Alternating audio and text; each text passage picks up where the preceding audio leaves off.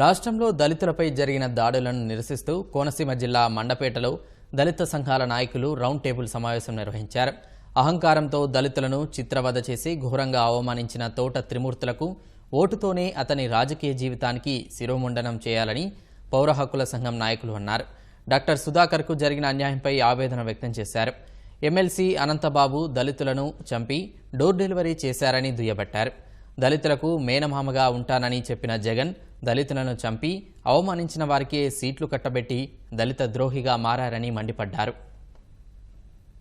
YCP అధినేత జగన్మోహన్ రెడ్డి గారికి నైతిక విలువలు లేవని చెప్పి ఆయన దళిత వ్యతిరేకని స్పష్టంగా ఇక్కడ అర్థమైపోయింది. మండపేట నియోజకవర్గంలో ఎస్సీ ఎస్టీ కేసు 28 సంవత్సరాలు కొనసాగినప్పటికీ 18 నెలల జైలు శిక్ష 2 లక్షల రూపాయలు ఫైన్ కట్టిన వ్యక్తిని తీసుకొచ్చి ఇక్కడ పోటీ చేయించడం అని అంటేనే ఆయన దళిత వ్యతిరేకగా ముద్రించుకున్నాడని చెప్పి జగన్మోహన్ రెడ్డిని ఈ సందర్భంగా అనదలుచుకున్నాను. అదే విధంగా మండపేట నియోజకవర్గ ప్రజలకి కోర్టు ఇచ్చిన తీర్పు ఏ రకంగా ఉన్నప్పటికీ గానీ ఆయనకి రాజకీయ శిక్ష వేసే అవకాశం మండపేట నియోజకవర్గ ప్రజలకు ఇచ్చారని చెప్పి ఆ మండపేట నియోజకవర్గ ప్రజలు ఖచ్చితంగా ఆయన మా దళిత పిల్లలకి శిరోమండనం చేస్తే ఖచ్చితంగా రాజకీయ శిరోమండనం దళితులు ఈ నియోజకవర్గంలో చేసి తీరుతారని చెప్పి ఈ సందర్భంగా నేను అలదలుచుకున్నాను. అప్పటి రామచంద్రపురం ఎమ్మెల్యే ఉన్నటువంటి తోట త్రిమూర్తులు 5 దళిత యువకులకి శిరోమండనం చేయడం రాష్ట్ర వ్యాప్తంగా సంచలన విషయం తెలిసిందే. ఏప్రిల్ 16వ తేదీన Visakhapatnam SC ST atrocity court నిందితులతో పాటు తొమ్మండూరికి 18 ఏళ్లు జైలు శిక్ష విధించడం జరిగింది. అప్పటికే